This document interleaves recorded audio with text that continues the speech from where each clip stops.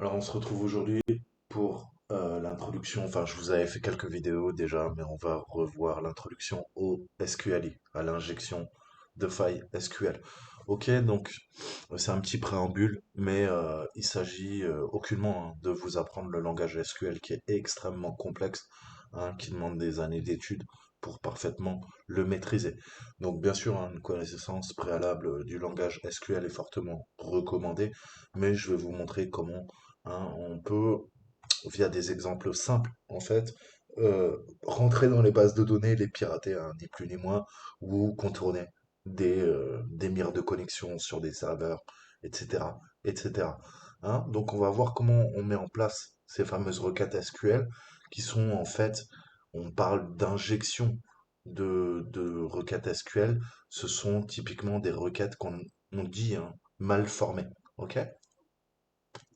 Soit la requête est bien formée et la base de données apprécie, hein, et elle fait ce qu'on lui demande, soit vous allez faire des requêtes mal formées. Et là, vous allez pousser le système à la faute. Et si le système est poussé à la faute, eh ben, vous pouvez commencer à injecter des failles pour détourner, hein, le système, pour accéder à la base de données, et elle va vous donner des informations de l'extérieur auquel vous n'avez pas droit. Ok? Donc on va voir ce principe, on va voir d'abord l'introduction, hein, à l'injection SQL via un petit site et on va voir un petit peu les techniques, hein, succinctes qu'on peut utiliser pour faire tout ça. Donc, est-ce que je suis connecté au VPN? Non.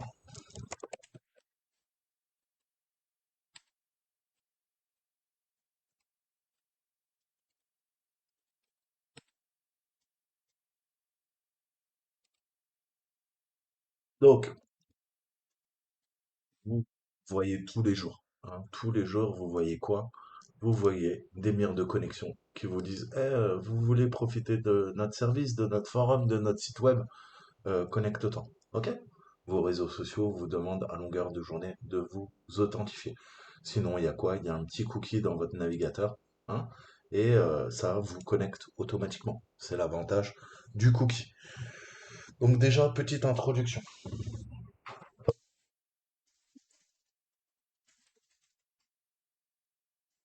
Une minute parce qu'il fait froid.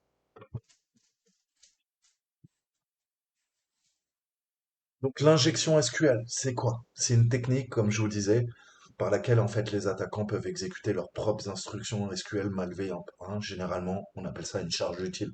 Vous me voyez constamment utiliser ce terme, hein, puisqu'en informatique, c'est ce qu'on dit, c'est un terme générique. Une charge utile, elle peut être malveillante ou pas. Ok?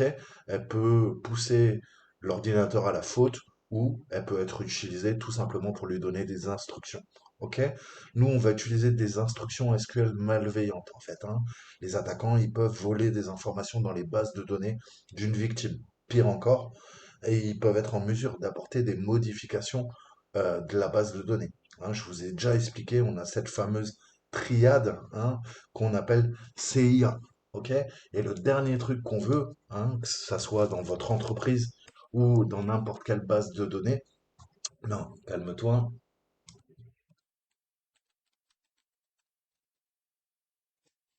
pas la CIA. Voilà. Ok? C'est ce principe donc de confidentialité, intégrité et disponibilité. Ok? Confidentialité, vous l'avez bien compris, hein, on va pas rentrer dans le détail, je vous mettrai quelques petits articles, mais on n'a pas envie, hein, que Toto le hacker commence à rentrer dans notre base de données pour accéder à nos données. Ça pourrait entraîner des dommages irrémédiables, hein, si ça tombait entre de mauvaises mains. Intégrité. Intégrité de mes données, ça veut dire que on a ce principe de cycle de vie, de cohérence de la data, hein, de précision et fiabilité, hein, donc ça, c'est vraiment important. Et on n'a pas envie, hein, que bah, il y ait des modifications par erreur, parce que le système est instable ou qu'il y ait la suppression accidentelle de données par des utilisateurs autorisés. Et on n'a surtout pas envie, hein, que l'intégrité soit corrompue par une personne externe, extérieure à tout ça. OK? Et le principe de disponibilité. OK? Je veux accéder constamment, hein, à l'information, à mes logiciels, à mon infrastructure. C'est pour ça qu'on fait des sauvegardes redondantes, sauvegardes incrémentielles, sauvegardes hebdomadaires, ok? Et le principe de la disponibilité, c'est que, vous le savez, aujourd'hui, l'information, la data, le big data, hein, c'est l'or noir, hein. Qui contrôle la donnée contrôle le monde, presque, j'ai envie de dire, hein. Contrôle l'information. L'information, savoir, c'est pouvoir. Je vous le répète tout le temps, hein. Qui a la bonne information peut prendre des décisions en temps et en heure, ok? Et aura un avantage concurrentiel par rapport à un adversaire, ok? C'est vrai pour le monde du renseignement, c'est vrai pour euh, ce monde oligopolistique, capitaliste dans lequel nous vivons. Ok? L'information aujourd'hui, vous savez que vos données, hein, vous le savez peut-être pas, mais au cours d'une vie, sans que vous le sachiez, on va à peu près générer 60 millions de dollars sur votre petite personne. Ok? Votre avatar numérique va rapporter aux GAFAM, à d'autres entreprises, on va revendre votre donnée, hein, et ça existe depuis la nuit des temps, hein. Déjà à l'époque, hein, Orange, EDF, hein, si on doit parler de la France, à chaque fois que vous preniez, on a tous un abonnement au gaz, à l'eau, à l'électricité, ok? Ces données étaient revendues ensuite, ok? Donc on voit un petit peu le côté malsain, quoi. On fait confiance à quelqu'un, il nous donne un contrat, on lui donne de l'argent, et derrière, il revend nos données. Ok? Donc ça a toujours existé, bien avant Internet, hein. On croit toujours que depuis qu'il y a Internet, voilà, on peut récupérer les données de tout le monde. Mais non, vous inquiétez pas, ça existait avant. Avant, grâce à votre assureur, hein, grâce à votre banque, hein, c'est qui? C'était American Express, hein, je crois, dans les années 1996, 95, hein, qui se vantait de savoir tout sur leurs clients grâce aux cartes bleues, à vos données fiduciaires, hein. On peut savoir, je crois que c'est Marie et American Express qui avait dit si une personne va divorcer 6 mois à l'avance. Ok? Si je dois vous faire une autre métaphore, une autre analogie, c'est pareil. Qui c'est qui va savoir mieux que vos amis, votre famille, votre état de santé? Eh ben, ça sera Google. OK? Typiquement, vous sortez d'un examen, hein, à l'hôpital et qu'est-ce que vous allez faire? Vous allez vous renseigner sur ce que vous a dit votre docteur. OK? Si vous avez une tumeur, une pathologie grave, vous allez aller taper des mots-clés dans Google. Google va savoir à l'avance, avant votre propre mère, votre propre père, hein, votre femme, vos enfants, hein, il va savoir que vous avez une pathologie. OK? Tout est stocké, tout est archivé. OK? On sait tout de vous aujourd'hui. Et c'est ça qui est grave, ok? Puisqu'on est censé vivre dans des démocraties. Mais je m'égare du sujet central. Mais la donnée, ce principe de CIA, ok? Disponibilité, intégrité et la confidentialité, ok? Donc, on n'a pas envie d'apporter qu'une personne extérieure apporte des modifications à la base de données. Donc, notre application web de gestion, par exemple des employés, hein, si elle présente des vulnérabilités d'injection SQL, ok, eh ben, il peut y avoir des problèmes. Ça veut dire que peut-être Toto le hacker va pouvoir modifier la fiche de paye, ok, d'un des employés et lui faire gagner beaucoup d'argent. Ok, c'est un exemple très trivial que je vous donne. Le problème, c'est que, bah, vous le savez, on essaye de, partout, hein, même dans le monde de l'informatique, on essaye de réduire les coûts, hein. On fait de la sous-traitance, de la cascade de sous-traitance. Ça veut dire qu'on recrute aussi des jeunes développeurs. Ok? À tous les postes, hein, typiquement, on va mettre beaucoup de devs juniors avec quelques anciens. Ok? Les anciens, bien sûr, vont chapeauter les jeunes. Mais le problème, c'est que tout va de plus en plus vite et la relecture de code, les tests unitaires, etc. Tout ce qui fait que on va s'assurer en fait qu'il n'y a pas de faille, hein, intrinsèque dans les applications qu'on développe. Et ben parfois dans certaines boîtes, hein, je l'ai vu de mes propres yeux, en fait on s'en bat les couilles de l'aspect sécuritaire. Le truc c'est de livrer le projet le plus rapidement, hein, au client. Ok? Et toutes les boîtes, même les grosses boîtes, et c'est encore pire dans les grosses boîtes. Ne croyez pas parce que c'est les grosses boîtes américaines, canadiennes, françaises que on fait ça proprement. Certaines le font, je dis pas, d'autres le font pas. Et si elles le font pas, ça veut dire qu'il y a des erreurs qui sont commises par les développeurs, erreurs qu'on va pouvoir venir exploiter en tant que pirate. Ok? Donc les applications, elles auront souvent besoin de requêtes SQL dynamiques pour pouvoir afficher en fait du contenu en fonction des différentes conditions définies par l'utilisateur, hein, pour permettre les requêtes SQL dynamiques. Qu'est-ce que font les développeurs? Ils concatenent souvent les entrées utilisateurs, hein, directement dans les instructions SQL. Sans vérification de l'entrée reçue, hein, la concaténation de chaînes devient l'erreur la plus courante qui conduit à une vulnérabilité d'injection SQL, hein. C'est ce principe de sanitizing, hein, ce qu'on appelle le nettoyage de l'entrée utilisateur. Comme je vous ai déjà montré dans les CTF qu'on a fait dernièrement, l'utilisateur n'est pas obligé de taper un mot-clé, ok? Il peut commencer à essayer d'injecter une charge utile virale, malicieuse, hein, pour essayer de prendre le contrôle de l'ordinateur, du serveur, ok? Donc on part de ce principe, en principe, que on ne fait pas confiance à l'utilisateur. Moi, ça peut être Tati Janine qui connaît rien à l'informatique et qui vient visiter mon site ou ma base de données, mais ça peut être également Toto le hacker qui est juste là pour foutre le bordel dans ma base de données et foutre en l'air mon site web. Ok? Donc ne jamais faire confiance, hein. On a une confiance aveugle et vous savez que on vit, hein, c'est un peu le Far West et ça a toujours été. Donc il faut pas trop être naïf et généralement, bah, on nettoie les entrées utilisateurs. Ok? Comme ça, bah, ça fait en sorte que la base de données interprète bien ce que l'entrée utilisateur donne, ok, comme instruction SQL, plutôt que comme en données. Donc, en d'autres termes, l'attaquant doit avoir accès à un paramètre, hein, qu'il peut contrôler et qui va dans l'instruction SQL. Ok? Donc, avec ce contrôle d'un paramètre, l'attaquant, qu'est-ce qu'il va pouvoir faire au niveau d'une SQLI? Il va pouvoir injecter une requête malveillante qui sera exécutée par la base de données, tout simplement, hein. Si l'application ne nettoie pas l'entrée de données à partir du paramètre contrôlé par notre attaquant, la requête sera vulnérable à l'attaque par injection SQL, hein. Donc SQL, rappelez-vous, hein, c'est le Structure Query Language, langage de requête structuré, hein. Donc, un petit exemple, un code PHP, hein, qui illustre une requête dynamique dans une connexion à partir des variables d'utilisateur et un mot de passe, hein. On va faire une requête POST, techniquement, pourquoi? Pour se connecter, hein, via un site web. Ok? Tous les jours, vous l'utilisez. Vous avez quoi? Vous avez deux variables. On retourne sur notre site. Je vous explique. Qu'est-ce que fait là notre navigateur? C'est transparent pour vous, mais il va utiliser une méthode en post, ok, pour pouvoir se connecter. Vous, qu'est-ce que vous faites? Eh ben, on a deux variables sous les yeux, hein. Là, on les appelle profile ID et password. Typiquement, on aura quoi? On aura username, hein, et password. Donc, comment ça se passe? On va voir ça tout de suite. Vous avez votre site web, ok? C'est totalement transparent pour vous, vous ne le verrez jamais. C'est pour ça qu'il faut mettre les mains à la pâte. Mais techniquement, qu'est-ce qui se passe quand vous allez sur votre site et que vous vous connectez? Il y a une requête SQL qui se passe, hein, sans que vous le sachiez, hein. On va voir donc une query, hein, et typiquement, quand vous cliquez sur la mire de connexion, une fois que vous avez rentré, bah, quoi, votre username, ok? Qu'est-ce que va faire bah, la commande SQL? Hein, elle va lui dire, bah, écoute, tu me sélectionnes tout. À partir de quoi? À partir de, pardon, users, ok?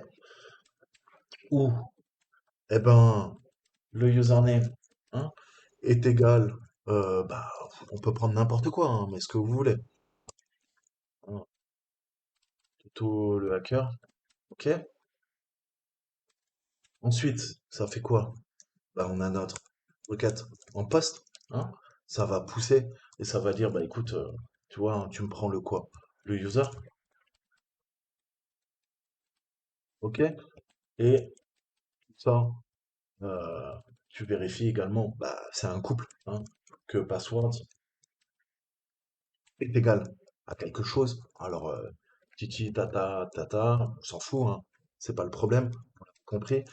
Et nouvelle requête, on poste, hein, puisqu'il faut pousser, hein. On fait une comparaison, on compare le couple utilisateur et mot de passe et on l'envoie quoi? À la base de données. Ok? Voilà. Plus blabla et fin de l'instruction, tout le temps en SQL, hein. Typiquement, quand vous cliquez sur OK, eh ben, c'est ce qui va se passer. il y a une requête qui est faite en SQL, ok? Qui va aller interroger la base de données, ok? Elle va aller voir, elle va faire, ah, il y a la base de données, il y a une table utilisateur, ok? Bah, dans la table, ok, tu sélectionnes tout, mais par contre, tu vérifies où, hein, condition, hein. On travaille tout sur des déclarations. Ça, c'est une déclaration, ok? On déclare quelque chose à la base de données, on appelle ça un statement, ok? Je lui dis, voilà ma condition. Ok, tu prends tout à partir d'utilisateur, mais je te donne quand même une condition. Je veux que le username soit égal à Toto le hacker. Tu m'envoies ça à la base de données. Et je veux aussi que le mot de passe soit free, hein, dans cet exemple. Ok? Qu'est-ce que va faire la base de données? Elle va récupérer la requête SQL. Ok? Elle va aller comparer dans quoi? Dans sa table utilisateur s'il y a bien Toto le hacker. Ok? Toto le hacker est égal à Toto le hacker, ça veut dire qu'il est bien présent, le username. Et ensuite, ça va prendre le mot de passe que vous avez tapé, vous, ça va aller vérifier dans quoi? Bah, pareil, hein, il y a différentes colonnes, différentes lignes dans la base de données, dans la table, et ça va comparer également ce que vous avez tapé. Deux possibilités. Soit c'est fra. Dans ce cas-là, bah, c'est pas bon, hein. Ça va vous dire, écoutez, non, non, le mot de passe, c'est pas bon. Ok? Soit peut-être l'utilisateur aussi est pas bon. Ça va vous dire aucun utilisateur présent, veuillez vérifier. Ou bah c'est bon, le couple username, password, mot de passe est fonctionnel. C'est bien free. Dans ce cas-là, j'autorise mon utilisateur à se connecter sur le site. Ok? Donc là, je schématise au maximum. Ok? Le problème, c'est que on peut pousser comment dire, une, euh, une SQLI. Si jamais on a quoi? On a un utilisateur qui est malicieux, hein, qu'est-ce qu'il va faire lui? Il va envoyer à la base de données, ok, ouais, pas de problème. Tu me choisis users ou là il va faire un truc bizarre. Il va dire bah écoute, n'importe quoi en fait, hein, je m'en fous. Je te mets un truc vide, donc le username, ok, et là il va commencer une injection. Il va faire un or, donc un ou, ok, où tu vas me faire ce statement, cette déclaration. Un est égal à un. Et après, ce qu'on va faire, on va commencer à jouer en fait avec la base de données. On va faire de l'échappement. On va utiliser des single quotes, on va utiliser des tirets, hein, et ça permet de commenter et de mal former en fait la requête euh, SQL. Ok? Et là, la base de données, elle va bugger, littéralement. Ok? On va lui dire ça. Donc là, qu'est-ce qui se passe? La requête, elle analyse, et on voit que l'attaquant, il fournit la valeur où un est égal à un avec espace tiré, à l'intérieur du paramètre name. Ok? Donc la requête peut renvoyer ainsi plusieurs utilisateurs. La plupart des applications, en fait, elles traitent le premier utilisateur renvoyé, ce qui signifie que l'attaquant peut exploiter et se connecter en tant que premier utilisateur renvoyé par la requête. Ensuite, on a notre fameuse séquence là, la séquence double tiré. Ok? Ça, c'est un indicateur de commentaire en SQL. Et en fait, le commentaire, qu'est-ce qu'il fait? Eh ben, il provoque, hein, le commentaire du reste de la requête. En SQL, en fait, on a une chaîne qui est placée entre guillemets simple, ok? Ou entre guillemets double. La situation unique, guillemets simple, dans l'entrée est utilisée pour fermer, hein, littéralement, la chaîne. Ok? On a ce principe d'équilibrage. Quand vous commencez à faire des injections SQL, on doit équilibrer à gauche et à droite. Hein, typiquement, ça, c'est ce qui est à gauche, ok? Et après, on équilibre ce qui est à droite. En fait, on va trouver le juste nombre, hein, de guillemets simples, de guillemets doubles, de tirets au niveau de nos commentaires pour qu'il n'y ait pas une erreur, ok? Mais même si on a une erreur, ça veut dire que la base de données est faillible, on peut commencer à injecter du code. Nous, ce qu'on veut, c'est pas générer une erreur auprès de la base de données, c'est qu'elle nous renvoie un résultat auquel on n'a pas droit. OK? Et donc, on en revient à cette déclaration. Si l'attaquant dit, bah écoute, est-ce que un est égal à un, hein, dans le paramètre name, et laisse le mot de passe vide, eh ben, qu'est-ce qui va se passer? La base de données va vérifier si un est toujours égal à un. Si un est toujours égal à un, eh ben pour elle, c'est vrai. Hein, c'est ce principe de booléen, soit c'est faux, soit c'est vrai. Donc là, qu'est-ce que c'est? Concrètement, c'est ce qu'on appelle un bypass, hein. On va contourner, on va ni rentrer de nom d'utilisateur, ni rentrer de mot de passe. Et pourtant, la base de données va bugger, ok? Elle va interpréter cette requête mal formée, on va injecter cette faille et elle va nous retourner les mots de passe de l'utilisateur, ok? À la fois le nom de l'utilisateur et à la fois son mot de passe, ok? Donc si la base de données exécute l'instruction SQL que je vous ai montré, tous les utilisateurs de la table user sont renvoyés. On voit tout de suite la faille et la gravité, hein, les conséquences. On va contourner, je vous disais, le mécanisme d'authentification de l'application et on va se connecter en premier utilisateur renvoyé par la requête. OK? Donc, ce qui est important aussi, c'est ça, hein. En raison, hein, du tiret whitespace tiré au lieu du tiret tiré, hein, c'est la façon dont MySQL gère le style de commentaire à double tiret, hein. C'est ce qu'on appelle une séquence. Ça, généralement, ça va jusqu'à la fin de la ligne, hein. Dans MySQL, le style de commentaire, on utilise un double tiret qui nécessite un deuxième tiret soit suivi d'au moins un espace blanc ou d'un caractère de contrôle. Qu'est-ce qu'on appelle un caractère de contrôle? C'est un espace, tabulation, une nouvelle ligne. OK? Donc cette syntaxe, elle diffère de la syntaxe de commentaire SQL standard. OK? Donc en fonction de ce que vous attaquez, MySQL, justement, il va falloir, c'est des techniques légèrement différentes, hein, au niveau de nos charges utiles. OK? Mais la logique est la même, hein. Donc le mieux et la technique la plus sûre pour les commentaires SQL en ligne, hein, ça, c'est utiliser tirer, espace, plus n'importe quel caractère. OK? Là, je vous ai fait quoi? Je vous ai fait tirer, espace, OK? Tirer. OK? Et vous savez qu'une application web, hein, très souvent, tout est codé dans l'URL. OK?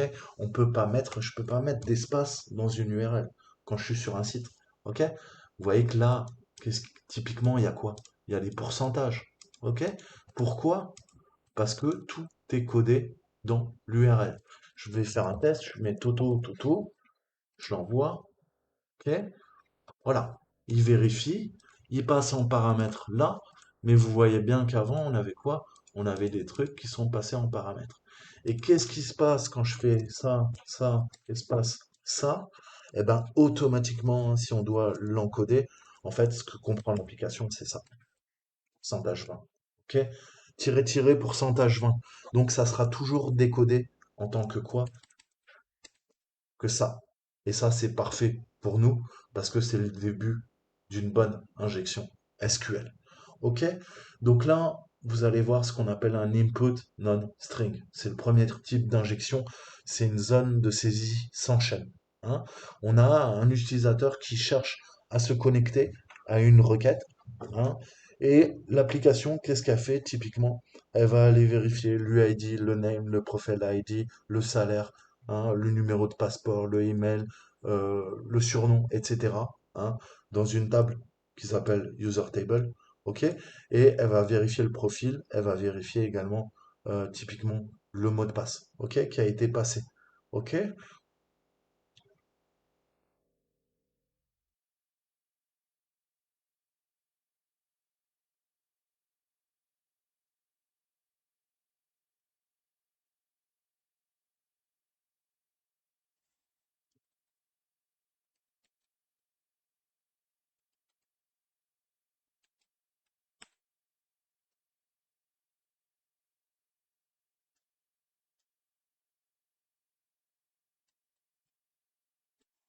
Voilà, typiquement on aura ça, ok?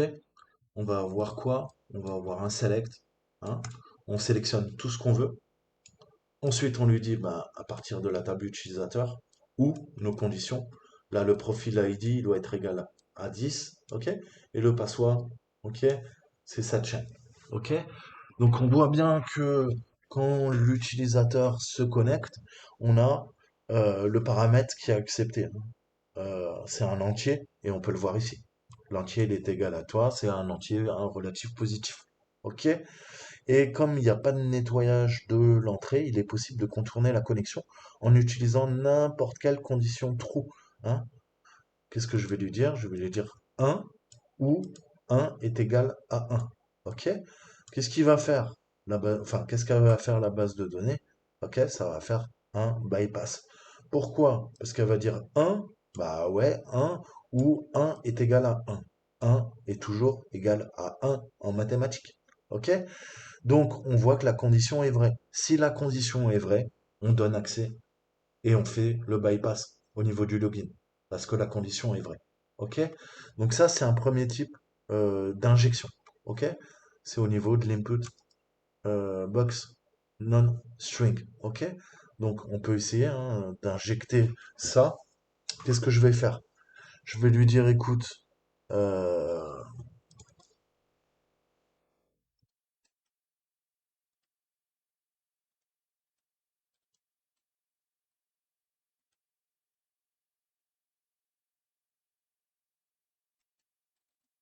là, faisons le test. A et A.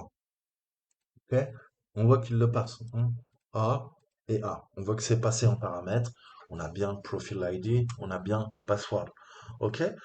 Donc, comment je peux utiliser une requête GET pour l'envoi du formulaire hein, et essayer de contourner tout ça. Le profil ID, je vais lui dire quoi? Là, c'est A. Hein, on voit bien. Hein. Là, c'est A. Je vais lui dire, écoute, non, en fait, c'est 1. OK? Et le password est égal à A. Je vais lui dire, écoute, ouais, mais allez, je te le laisse. Pas de problème. Je te laisse le password à A. OK? Revenons là-dessus. On a dit profil ID est égal à 1. Mais on va faire un single quote. OK? On va lui dire or. OK? Et 1 est égal à 1. OK? Là, bien sûr, qu'est-ce que je vous ai dit? On peut pas mettre d'espace. OK? Donc, il faut quoi? Il faut que j'encode ma charge utile. Hein, vous avez plein de sites, vous pouvez utiliser Burp Suite et tout ça pour encoder en URL. Hein, c'est ce qu'on appelle le URL encoded. Donc, comment ça se passe en URL encoded? Eh ben, écoutez, 1, c'est égal à 1. Il n'y a pas de souci là-dessus. Après, par contre, le single quote espace, hein, ça sera pourcentage 27. Ok? Ouais, tu peux taper ou ça te dérange pas? Ok, donc pourcentage 27. Ensuite, pourcentage 20, hein, parce qu'on a l'espace. Ok, pourcentage 27 single code. Pourcentage 20, c'est le blanc, le white space. Ensuite, on a quoi? Notre or. Ok, après, qu'est-ce qu'on faisait? On faisait un espace et on lui disait 1 est égal à 1. On refait un pourcentage 20 parce qu'il nous faut notre espace, notre white space. Ok, et on lui met quoi? 1 est égal à 1. Donc là, c'est pas mal. Mais on a vu qu'il faut qu'on fasse notre commentaire. Qu'est-ce que je vous ai dit au début? Prenez l'habitude de faire double tiret et un pourcentage. Ok? 20. Ok, donc là, ça commence à être pas mal au niveau de l'encodage. Ok. Ensuite, je lui mets quoi? On a vu qu'il faut traiter également password. Ok? Donc je vais tout effacer pour que ça soit propre. Je lui mets mon tiret. Ok? Parce qu'on a vu que c'est quoi? Tiret, tiret, blanc, tiret, hein, au niveau de l'injection SQL. Et maintenant, on lui passe quoi? On lui passe password. OK? Password, on va le laisser à A et on va voir comment la base de données réagit.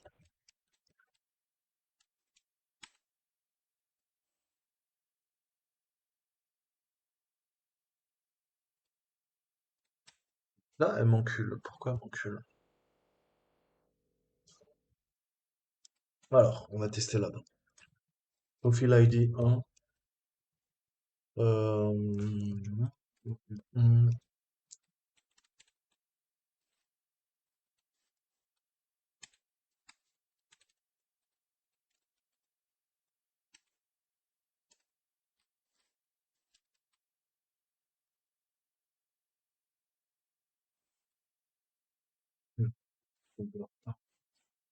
Des injections, je crois, pas.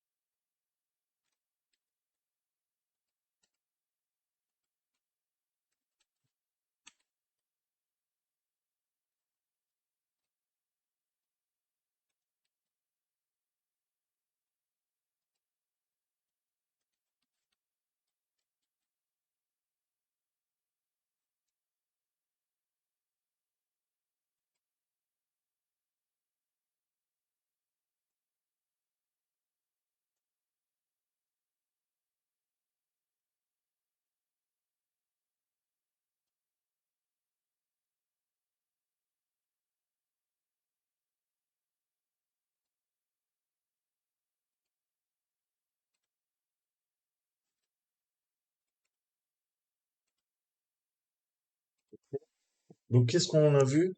On va lui dire, écoute, un ou un est égal à un, tac, tac, blanc, tac. Ok. On arrive sur le profil de François. Ok. Donc, on voit bien on commence à avoir un petit souci. Ok. On a, elle a, comme je vous disais, hein, c'est la requête qui a été effectuée. Au niveau du profil, on lui a dit un ou un est égal à un. On a commenté. Là, on a cassé, en fait, la requête. Et on peut lui dire n'importe quoi au niveau du password. En fait, qu'est-ce que fait la base de données? Elle ne vérifie plus le mot de passe. Le mot de passe n'est plus vérifié. Par contre, elle vérifie qu'au niveau de l'utilisateur, quoi, que un ou un est égal à un. Un, bah c'est vrai. Ou un est égal à un, bah c'est vrai aussi. C'est true, donc l'utilisateur peut se connecter. OK? Première faille, injection. OK? Donc ça, c'est ce qu'on appelle des zones de saisie sans chaîne. OK? Maintenant, on va voir le deuxième type d'attaque.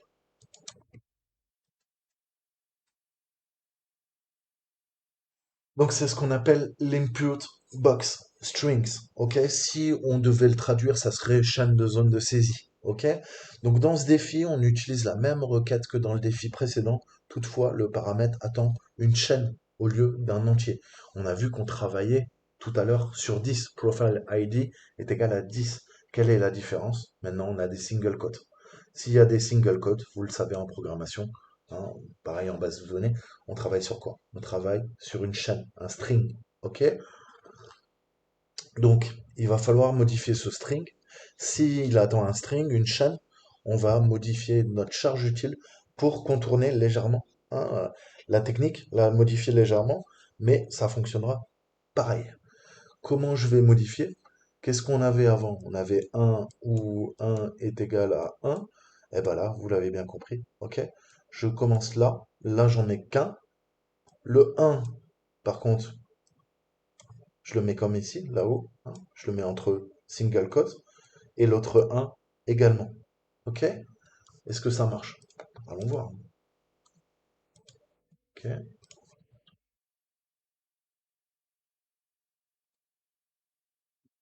Je verrai mes flags quand même.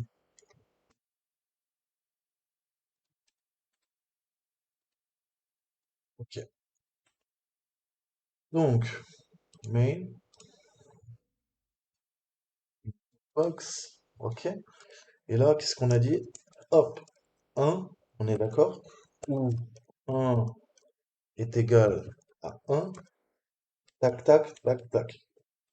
N'importe quoi. Et voilà, on accède encore une fois, hein. On a faisait l'interface, hein. Enfin l'interface, la base de données. Et là, qu'est-ce qu'on voit? Hein, notre charge utile qu'on a modifiée. Et encore une fois, on voit en grisé que quoi? Que le password n'est plus vérifié. OK? Donc on voit bien comment on est en train de casser l'authentification. Hein. Il y a deux conditions qui devaient être vérifiées. Le bon profil utilisateur, le bon mot de passe. On ne vérifie plus le mot de passe, on vérifie juste le nom de l'utilisateur. Et comme bah, c'est une déclaration et que c'est tout le temps true, vrai, ok, booléen, la base de données dit ok, vas-y, tiens, accède, voilà le profil de François, c'est l'employé numéro 10, ok, il touche R 250K par an, hein, voilà son numéro de passeport. Bien sûr, c'est un exemple très trivial, ok? Mais c'est pour vous expliquer le fonctionnement, ok? Ensuite, troisième petite type d'injection. On a quoi? Hein, on a du URL et post injection, hein, donc de l'injection via l'URL en post-injection. Qu'est-ce que ça veut dire? Ça veut dire qu'encore une fois, on a la même requête, hein. On ne change pas. Vous voyez qu'on fait exactement la même requête quand on se connecte normalement. OK? Mais dans ce cas, qu'est-ce que va faire l'utilisateur en fait? Hein, il va injecter. Il va faire des entrées utilisateurs malveillantes et injecter directement dans l'application via le formulaire de connexion si certains contrôles côté client n'ont pas été implémentés. Hein. Donc, qu'est-ce que je peux lui dire? On a la fonction validate form. OK? On déclare deux variables. Hein. On a deux variables. Pourquoi? Bah, parce qu'on a la variable profil ID et password. Hein. Si je me reconnecte.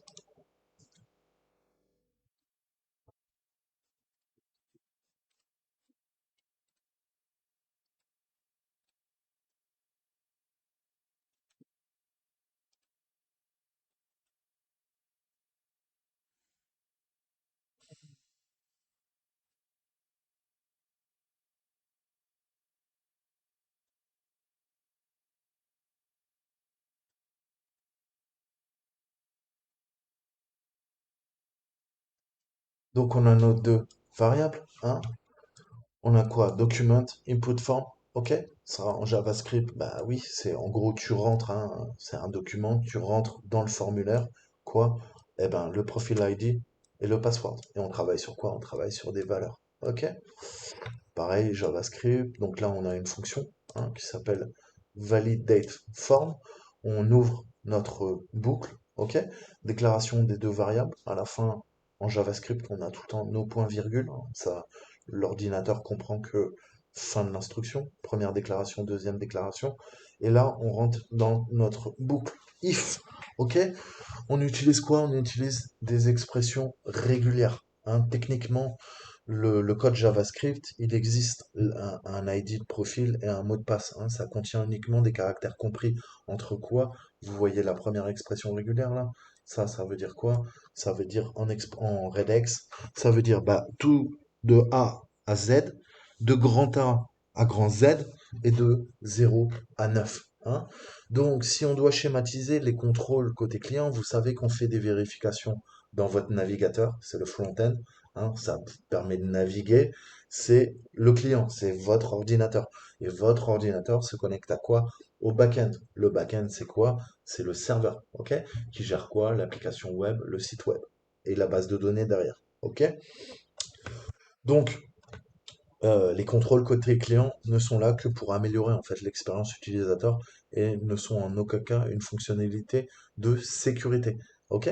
Parce que l'utilisateur en fait a un contrôle total sur le client et les données qu'il soumet. OK? On peut, vous l'avez vu, hein, constamment utiliser Burp pour contourner la validation JavaScript côté client. Mais qu'est-ce que je peux faire tout simplement? Hein, c'est désactiver le JavaScript hein, dans les paramètres de mon navigateur. OK? Vous me voyez tout le temps utiliser cette application, ok? TryAcme qui me permet d'activer, désactiver le JavaScript hein, à la volée, sans aller bidouiller dans les paramètres. Ok? Donc ça déjà, jamais faire confiance au client. Je vous ai dit, ça peut être Tachi Janine qui connaît rien à l'informatique, ou ça peut être Toto le hacker, hein, qui sait exactement ce qu'il va faire. Donc ne jamais faire confiance au client. Ok? Ça c'est la première règle de base. Ok? Donc, on peut en effet hein, modifier ça, ok? Et hein, là, qu'est-ce que ça dit? En fait, ça vérifie hein, que il n'y a pas des caractères spéciaux hein, au niveau de cette requête, ok? Et pareil, ça return hein, soit true, soit false, ok? Et ensuite, bah oui, il faut que le, le nom d'utilisateur et le mot de passe soient pas vides. OK? Sinon, ça affiche le message. Écoute, t'es gentil, hein, les champs peuvent pas être, les champs d'entrée peuvent pas être vides. OK? Typiquement. OK? Alors, il nous le met le message ou pas? Please fill, please fill out the box. Please fill out the box. OK? Please fill out the field. Donc, on va regarder la page source. Vite fait. Hmm, JavaScript.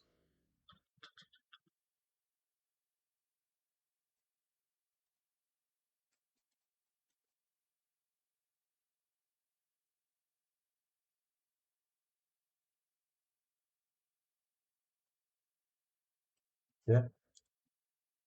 Password required, control form, JavaScript, static distant.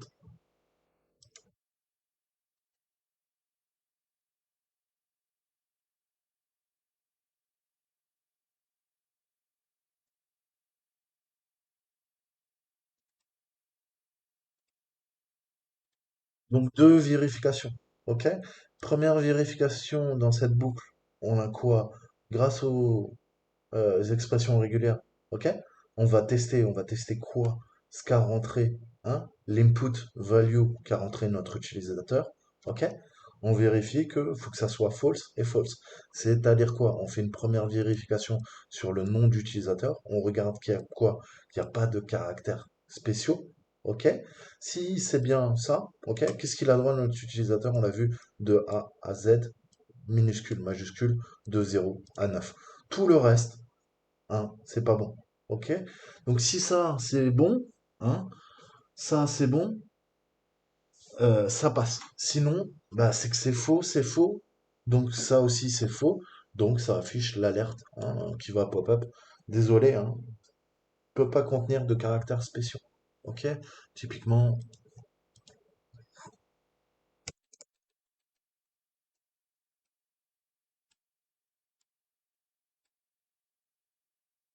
OK. Je sais pas pourquoi on n'a pas le message. Je crois que c'est un exemple.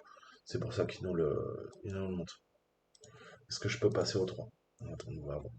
C'est peut-être ça aussi. D'accord, j'ai déjà eu accès au 3, c'est trop bien.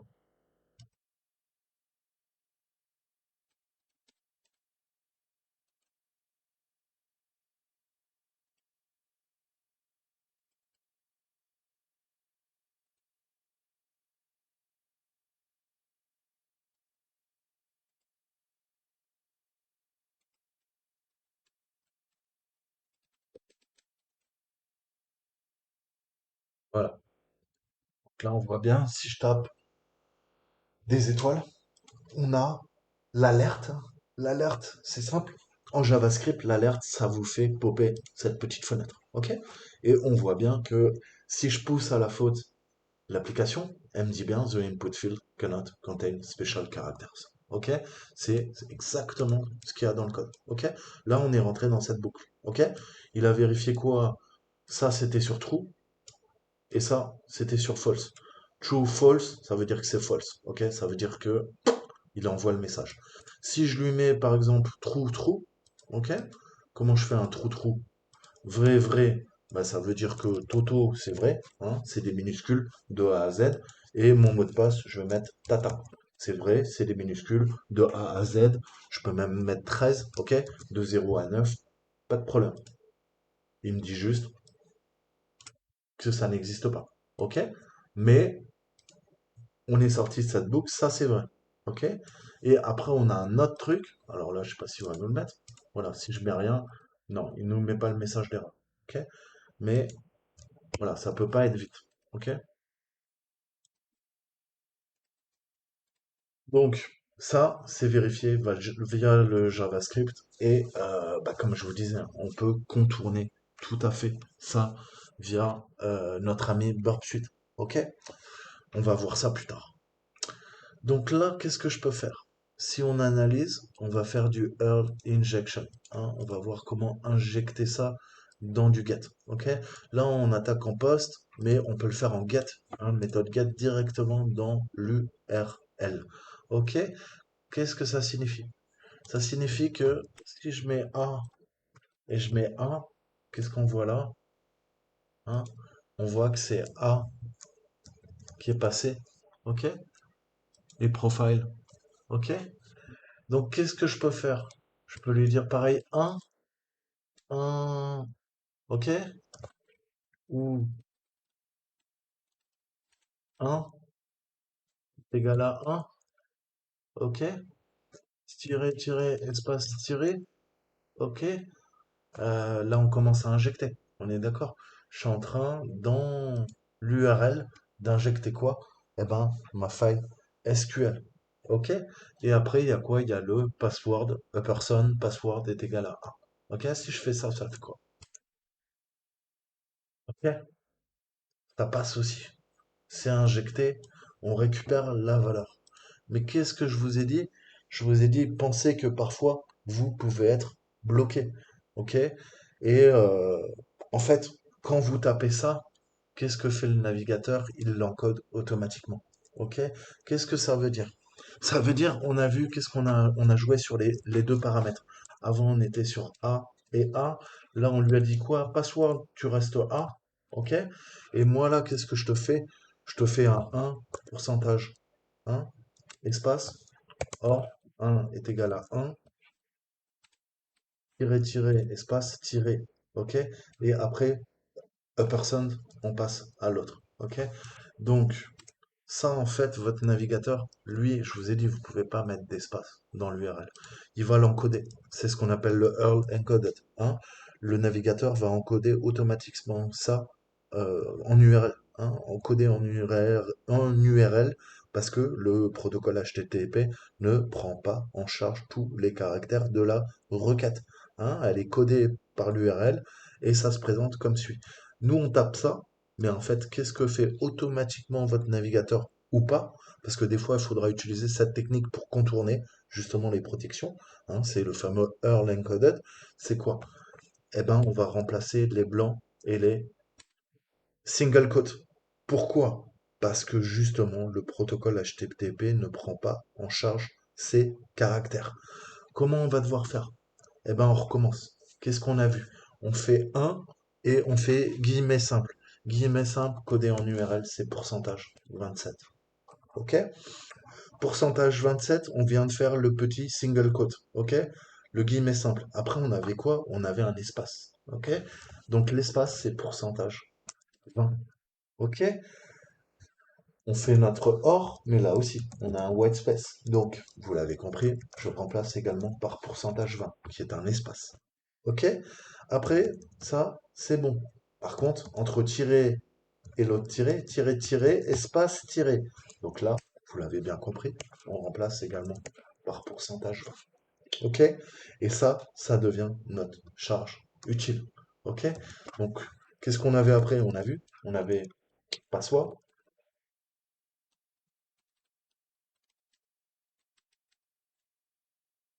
est égal à A. Et là, vous allez me dire, mais c'est impossible que ça marche, ton truc. OK? On essaye? Copier? Qu'est-ce que je fais? Je pars de profile, OK? Et profile égale cette valeur. OK? Votre navigateur, il comprend. OK? Ça encodé en URL. Donc ça, c'est de l'injection directement dans l'URL. OK? Et on voit que ça marche. Ça marche parfaitement. On se retrouve à nouveau sur le profil de François. Qu'est-ce qu'on a d'autre? On a du post. OK? Donc pour le poste, là, on va commencer à utiliser une attaque de l'homme du milieu dans le navigateur. OK? On va faire du man in the middle browser attack. On va utiliser burp suite. Alors, là, il faut qu'on se fasse la post injection. OK? Donc ce qu'on va faire, c'est qu'on va utiliser une méthode en HTTP, méthode post. OK? Et comment je peux contourner le problème du JavaScript qui vérifie, hein, que je fasse pas des trucs malicieux dans mon navigateur? Eh ben, on va intercepter les communications, on va faire l'homme du milieu. L'homme du milieu, ça va être quoi? C'est notre ami Burp. Il va s'intercaler entre quoi? Entre mon navigateur et le serveur. OK? Entre le front-end et le back-end, il y a quoi? Il y a Burp. OK? Qui va intercepter toutes les communications dans les deux sens, à la fois ce qu'envoie mon navigateur vers le serveur et ce que me renvoie le serveur vers mon navigateur. OK? Et il peut notamment faire sauter tout ce qui est validation JavaScript. OK? Contournement côté front-end. Dans mon navigateur, je contourne. OK? Ce qui est vérifié. Donc on va voir ça. Donc là, on lui dit quoi? On lui dit blablabla. Bla, bla, bla, bla. Je vais vérifier que je suis bien en interception. Non. On y retourne. OK. Donc là, ça a intercepté et on voit bien le profile, hein, le user agent, etc., etc. Donc, qu'est-ce qu'on peut faire? Eh ben, on va faire exactement la même chose. Ok, on est emmerdé là, c'est pas grave. Ok, je vais lui dire Toto le hacker. Ok, et là, vous vous rappelez de ce qu'on a fait? Qu'est-ce qu'on lui a dit? On lui a dit là, en plus, on n'a pas besoin de s'emmerder, hein, à encoder en URL. Ok, on va lui faire quoi? 1 est égal à 1. Bim bim, espace bim.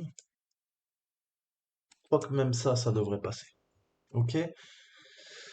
Et je vous montre, vous sélectionnez tout, vous faites CTRL U, ok, et automatiquement vous voyez que ça encode, ok, en URL, hein, ça peut être super utile ce raccourci.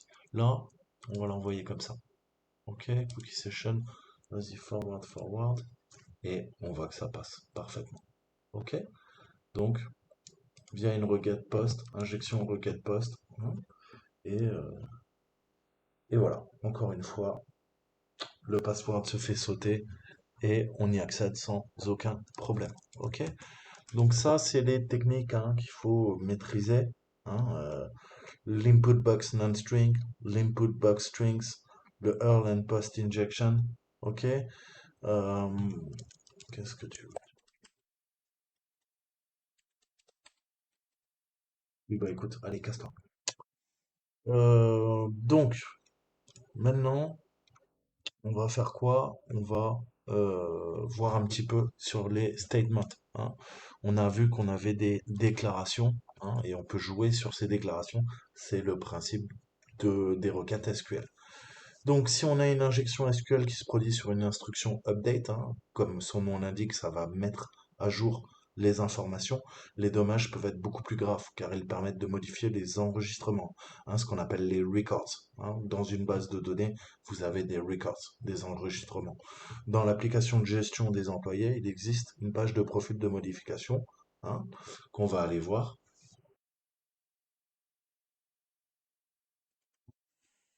Donc on voit l'admin profile information, ok, nom, email, password, ok.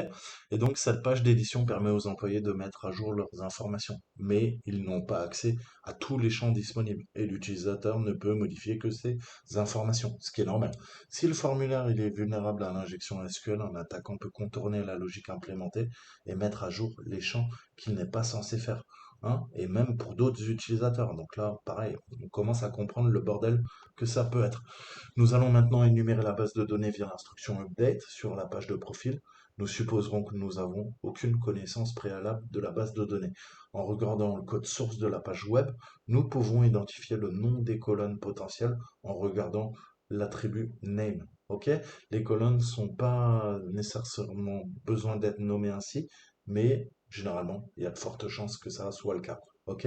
Et le nom des colonnes telles que email, mot de passe, euh, sont pas rares, en effet, ouais, et peuvent être facilement devinés. Ok? Donc si on regarde ce login form, techniquement, qu'est-ce qu'on voit? On voit tout le code source, hein, c'est du HTML.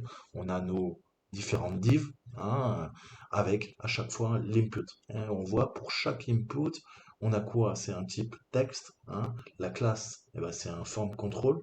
Le placeholder diffère. Hein. Là, c'est du nickname, ça s'appelle nickname. L'ID aussi.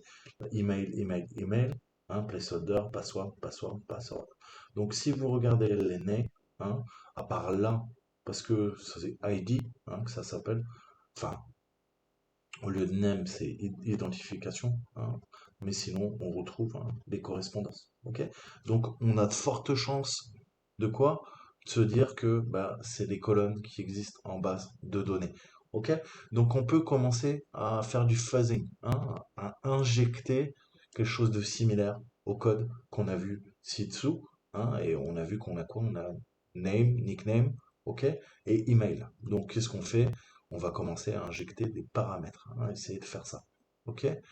Et lors de l'injection de la charge utile, ok, dans le champ nickname, seul le nickname est mis à jour.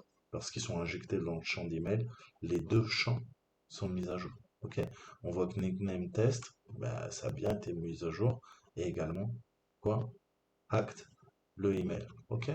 Donc on voit qu'on peut, c'est ce qu'on revenait là, hein, on peut mettre à jour des champs qui ne sont pas censés être mis à jour et on peut également écraser d'autres utilisateurs.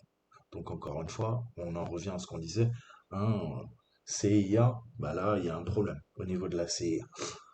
Donc le premier test a confirmé que l'application est vulnérable et que nous avons les noms des colonnes corrects. Si nous avions eu les mauvais noms de colonnes, aucun des champs n'aurait été mis à jour. C'est aussi simple que ça. Étant donné que les deux champs sont mis à jour après l'injection de la charge utile malveillante, l'instruction SQL d'origine ressemble probablement au code suivant. Donc on a quoi? On a update, le nom de la table, table name, set, après, nickname est égal à quelque chose. Ici, name, email est égal à email. Et where, où on met notre condition. Hein, avec ces connaissances, donc, on peut identifier quelle base de données est utilisée. Il existe plusieurs façons de le faire, mais le plus simple est de demander à la base de données de s'identifier. Les requêtes suivantes peuvent être utilisées pour identifier du MySQL, de l'Oracle, du SQLite, etc. Il y a aussi du MSSQL. OK? Donc pour MySQL et MSSQL, ok, on a donc le MSQL c'est Microsoft SQL, hein, à pas confondre avec MySQL. Donc c'est nickname égal version, ok, qu'on peut caler. Sinon pour Oracle on va faire quoi? Nickname égal entre parenthèses on va mettre select banner, ok, from version, hein, v $version, on appelle la variable de version pour justement qu'il nous l'affiche. Ok? Donc on va l'intercaler au milieu, hein, vous voyez, on le cale entre quoi? Entre nickname et email. Ok? Et pour SQLite, hein, on a carrément une fonction qui est appelée. La fonction s'appelle SQLite underscore version. Ok? Donc l'injection de la ligne avec SQLite version, hein, dans le champ nickname montre que nous avons affaire à un numéro de version 3272. Donc vous voyez ce type d'attaque, c'est pour ça qu'au début c'est extrêmement dur pour les néophytes, les injections SQL, c'est que en fait il faut se servir de tout ce que vous avez sous les yeux. Ok? Il faut une bonne connaissance d'SQL, il faut la syntaxe est vraiment particulière, hein, quand on injecte des failles SQL, et en plus, on se sert même, hein, de ce qu'on a sous les yeux. Pourquoi? Pour avoir la réponse. Ok? Le nickname, là, bah, avant, il était test, maintenant, ça passe à la version. Ok? SQLite. Ok? Donc tout ça, ça prend du temps, c'est extrêmement complexe, mais on peut faire des trucs super puissants. Ok? Donc savoir à quelle base de données nous avons affaire facilite la compréhension de la construction de nos requêtes malveillantes. Nous pouvons procéder à l'énumération de la base de données en extrayant toutes les tables. Ok? On a vu qui dit base de données dit une ou plusieurs tables. Ok? Généralement plusieurs. Dans le code ci-dessous, nous effectuons une sous-requête pour récupérer toutes les tables de la base de données et les placer dans le champ nickname. La sous-requête est enfermée à l'intérieur de parenthèses, hein, on dit qu'elle est encapsulée. La fonction groupe concat, hein, est utilisée pour vider toutes les tables simultanément. Ok? Donc, comme la fonction l'indique, on va grouper, ok? Et on va concaténer. Ok? Le principe de concaténation, vous le savez. Hein. Euh, donc, euh, eh ben, si j'ai A et B, qu'est-ce que je fais? J'ai AB, ok? En mathématiques. Donc, ça renvoie une chaîne, hein, euh, qui est la concaténation de toutes les valeurs non nulles de x, ok? Si le paramètre y est présent, il est utilisé comme séparateur entre les instances de x, ok? Une virgule, hein, est utilisée comme séparateur si y est omis. L'ordre des éléments concaténés est totalement arbitraire. Ça, c'est important, faut le savoir, ok? Donc on se fait un select, on groupe concat, hein, qu'est-ce qu'on lui passe en paramètre? On lui passe bah, le table name, ok? From SQL master, hein, parce que généralement on travaille sur un maître. Ok, where type, ben, on travaille sur notre table. Le TLB name, bah, c'est celui qu'on a appelé. Ok, on le reprend. Et not like, hein, on fait de la comparaison. Like comme, not like n'est pas comme quoi SQLite. Ok, avec mon pourcentage. Donc vous voyez que la syntaxe est un peu spéciale, hein, mais en injectant le code ci-dessous, on voit que la seule table de la base de données est user table. Ok? Donc là, il n'y a qu'une seule table. Nous pouvons ensuite continuer en extrayant tous les noms de la colonne de la table utilisateur. Ok? Donc là, qu'est-ce qui diffère? Eh ben, avant, on utilisait quoi? On a utilisé le SQL table. Hein? On a fait un groupe concat sur le table name, pardon. Là, on utilise le SQL Master. OK? Et cette fois-ci, on fait un type, hein, donc différent de meta et SQL. non nul avec un nom user table. Ok? Pourquoi? Parce qu'on a vu que bah, c'est user table, la seule table. C'est de ça qu'on veut extraire. Ok? Et toujours, vous voyez bien que notre payload, hein, notre charge utile, elle est quoi? Elle est insérée au milieu. Ok? Et il faut toujours équilibrer. Là, vous voyez quoi? Là, on ouvre, là, on ferme. Ok? Sinon, votre charge utile, elle ne va pas fonctionner. L'injection ne va pas fonctionner parce qu'il faut ce principe d'équilibrage. Ok? Mais ça, vous verrez, il faudra pratiquer, pratiquer pour bien comprendre en fait. Je vous ai dit ce qui est à gauche, ce qui est à droite, c'est important. Et ce qu'il y a au centre, naturellement. Mais l'équilibrage se fait sur les extrémités, gauche-droite. Ça veut dire de ce côté-là, de ce côté-là. Ok? Et typiquement, c'est plutôt côté droit quand on fait de l'injection. Mais bon, bref, je ne vais pas rentrer dans les détails parce que c'est pareil, on pourrait en parler pendant des heures. Comme on peut le voir ci-dessous, la table utilisateur contient la colonne UID, nom, profile ID, salaire, passeport, bref, tout ce qu'on a vu. Ok? Et il nous le sort comme ça en brut. Ok?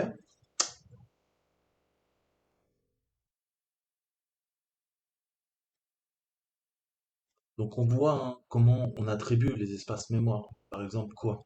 L'UID, hein, c'est un varchar, ok? Donc c'est une variable caractère de 30, ok? Je peux stocker 30 lettres là-dedans, ok? Le salaire, c'est des entiers, ok? J'utilise un entier, positif 9, ok? Le numéro de passeport, bah, pareil, caractère 20, hein, faut pas que ça dépasse 20, sinon il y a un problème, ok? Donc, quand vous créez votre base de données, en fait, en fonction des choses que vous voulez stocker, ok, on va faire appel à des entiers, on va faire appel à des varchars et aussi d'autres choses, ok, et on définit bien l'espace, ok, puisque plus on pourrait mettre 3 millions, et vous comprenez bien que votre base de données, elle va être surdimensionnée, ok, elle va pas être efficiente, ok, et c'est ça. Donc vraiment, hein, quand on crée une base de données, il y a aussi tout ce principe d'architecture, c'est pensé en amont, hein, et avant d'avoir cette base de données sur l'ordinateur, on réfléchit déjà, il y a trois étapes avant pour créer une base de données relationnelle en fait, hein.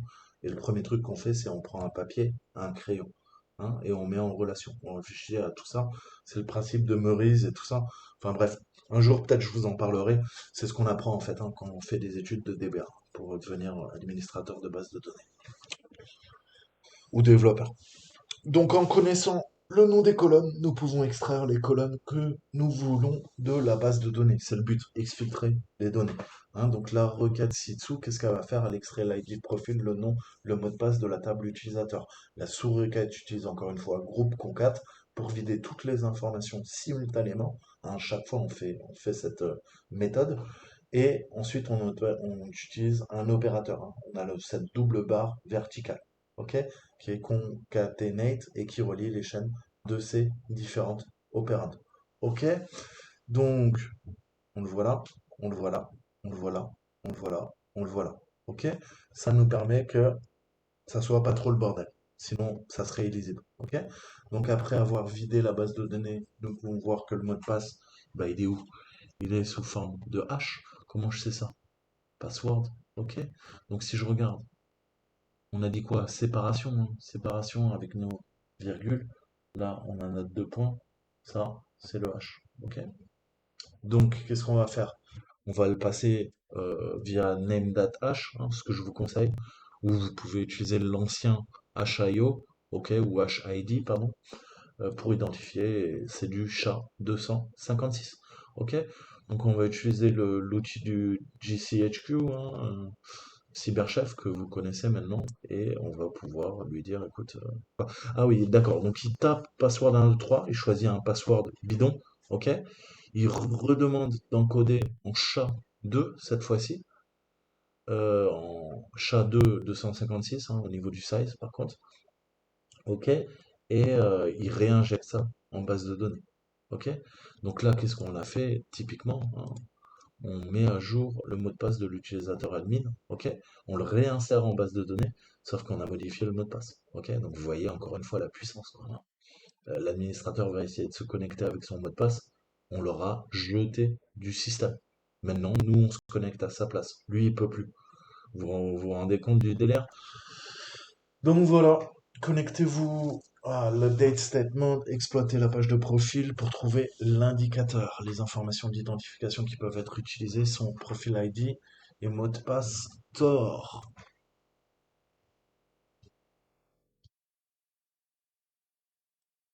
Ils nous ont été cool.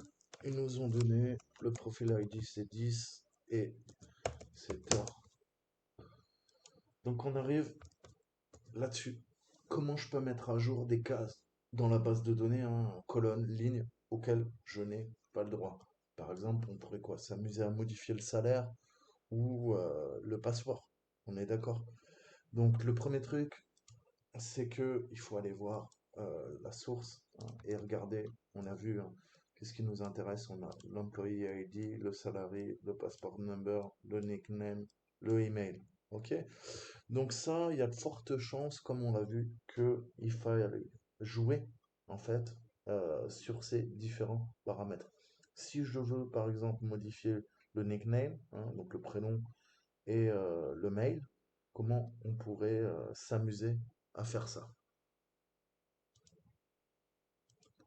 Là, on voit qu'on peut éditer le profil, edit profile, et je peux rentrer de nouvelles choses. Je peux rentrer de nouvelles choses, mais le but d'une attaque, vous le savez, c'est de faire justement ce qu'il ne faut pas faire. Donc on a vu qu'on peut faire un petit ASD. Je vais me focaliser sur quoi? Bah, vous avez vu le nom des colonnes, il y avait nickname, on va le reprendre. Je vais lui dire Toto le hacker, hein, grand ami Toto. Et ensuite, on va lui passer email, par exemple, et je vais mettre toto@sfr.fr. Donc là, vous voyez qu'on continue, hein, nos attaques. On fait, typiquement, on fait de l'injection. Si je fais change,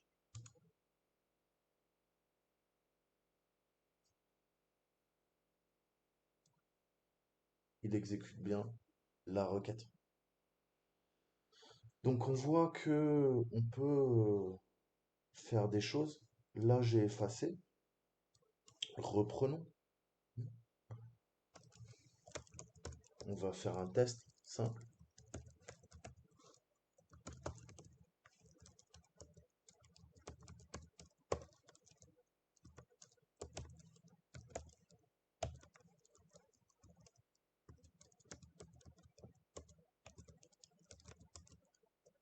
Donc vous voyez, c'est la charge utile qui nous ont montré, hein. On en parlait tout à l'heure. On voyait sur l'update, on vérifie nos colonnes et on vient pousser tout ça. Donc on va faire un test et on voit que bah, il y a un petit problème. Je viens de modifier les choses en base de données. Donc ça veut nous dire quoi? Bah, ça veut dire que concrètement, on peut commencer à attaquer, hein. Visiblement, c'est vulnérable. Deuxième étape, comme on l'a vu, il faut creuser un peu plus. Je veux connaître, pour atteindre la base de données, il faut savoir en fait quelle base de données tourne. En fait, l'application fait tourner une base de données. Donc, je veux savoir précisément ce que c'est. OK? Donc, comme on l'a vu, on a trois types de payload. Si on attaque du MySQL ou du MS SQL, on va lui faire un truc du genre, hein, nickname, je vais lui mettre arrobase, arrobase, version, email est égal à quelque chose, rien n'a changé. Donc, c'est pas ça. Qu'est-ce que je peux lui dire? Je peux lui dire, hop, virgule, nickname est égal. Là, on fait un select. Donc ça, ce sera pour de l'oracle. Banner from v $version.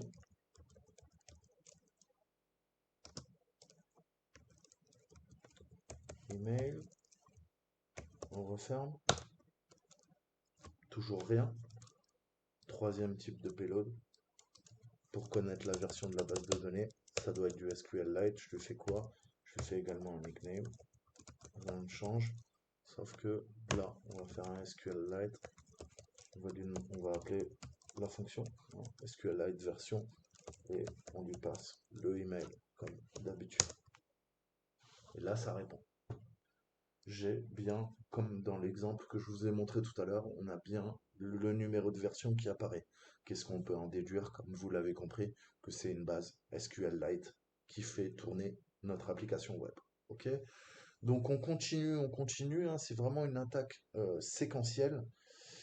On a la 3, 22, 0. Qu'est-ce qu'on va venir faire? Vous l'avez compris, on va venir chercher. Alors vous avez SQLite.org hein, pour récupérer plein d'informations si vous voulez creuser.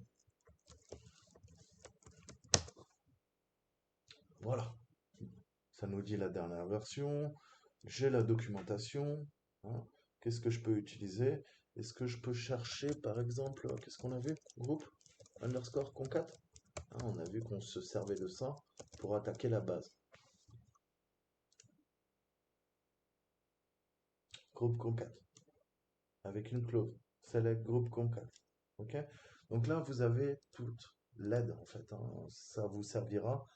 Et vous savez qu'avec donc la fonction groupe underscore concat, on peut quoi? On va pouvoir dumper toutes nos tables. Ok? Donc là, ça devient de plus en plus long les requêtes, c'est normal, il faut qu'on aille de plus en plus profond dans la base de données. On a le tbl name from, on l'a vu, SQLite, quoi? On veut le master, where type, je veux quoi comme type? Je cherche une table et le tbl name, hein, le table name, not like. Vous vous rappelez de not like n'est pas quoi? SQLite underscore pourcentage. Et là, je vais pouvoir refermer. Non, pardon, erreur de syntaxe.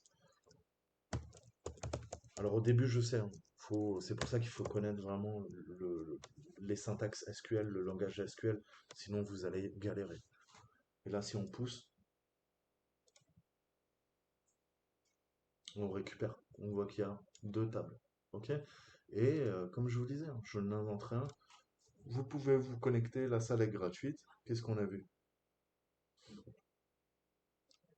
Ah, je n'invente rien. On fait séquentiellement ce qu'on a vu ensemble. Ok? Donc je vais aller un petit peu plus vite maintenant que vous avez compris. Hein. Donc maintenant, si on veut extraire, ben, on va faire ça. Ok.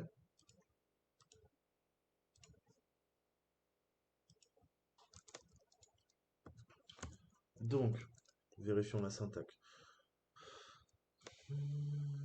Donc, select name. Non, c'est pas ça. Je veux le groupe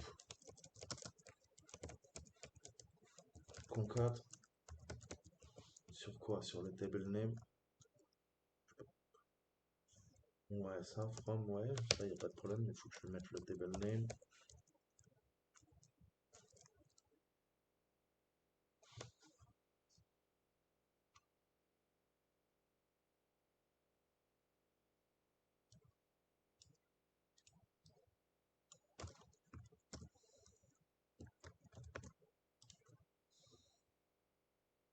Ok. On récupère première clé, primary key, clé primaire, clé secondaire, et ça nous dump tout le bordel. Donc là, on a quoi? On a nos 4 colonnes. On va extraire tout à partir de notre fameuse table secret. Donc on est reparti. Je veux quoi? Le nick, name.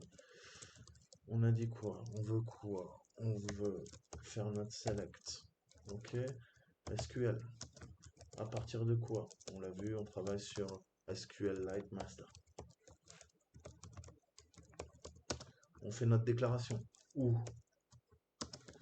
Donc tous les types différents de quoi? On travaille sur Meta. Ok. Et autre déclaration, SQL not null and le nom quoi? est égal à quoi? On a vu, on tape dans la table secrets et je lui passe email. Comme tout à l'heure, il est content, on referme. Ok, voilà la requête qui est passée à la base de données.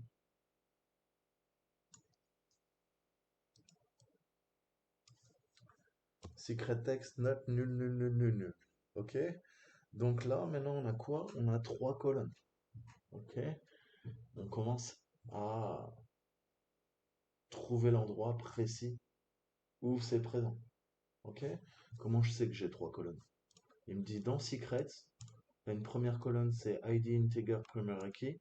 Ensuite la deuxième c'est author integer not nul. Et ensuite c'est secret text not nul. Donc il y en a trois.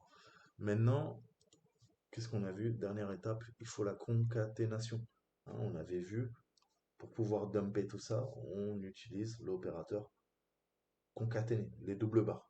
Ok, bah, c'est exactement ce qu'on va venir faire pour récupérer notre drapeau. Donc, faites pas des copier-coller, hein, sinon vous apprendrez jamais la syntaxe. Select. Donc là, on fait un groupe concat. Ok, on concatène des groupes parce qu'on en a vu qu'on en a plusieurs. Je vais arriver à taper. Alors, qu'est-ce qu'on passe? On a vu l'ID en premier. Donc, quelque chose. L'auteur. L'auteur. Je le mets en anglais, pardon. Hop. Quelque chose. Avec une virgule, ça marche mieux. Sinon, c'est fin de l'instruction. Il ne va pas comprendre. Et je veux secret. Je referme. From quoi? From, bah on a vu, la table s'appelle secrets au pluriel. On carte. Profil ID, non, c'est pas bon. Nous, c'est ID. Ensuite, on dit quoi? Name, on le vire. On veut l'auteur. Et password, ça dégage. Je veux secret à la place. Parce que je veux pas dumper les mots de passe. Je veux récupérer le flag. Voilà. Et là, on voit du texte, du texte, du texte. Et enfin, dans une des colonnes, il y a quoi? Il y a notre flag.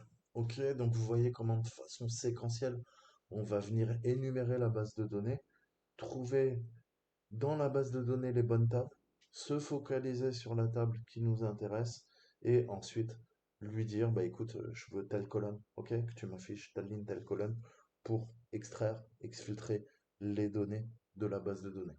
Ok, donc ça c'est via on fait des update statements. Hein, je demande une mise à jour de la base de données et en faisant plein de mises à jour, j'arrive au résultat final. Ok, donc je peux extraire soit ce qu'il y a dedans là, comme vous l'avez vu, soit on peut s'extraire les mots de passe sans aucun problème.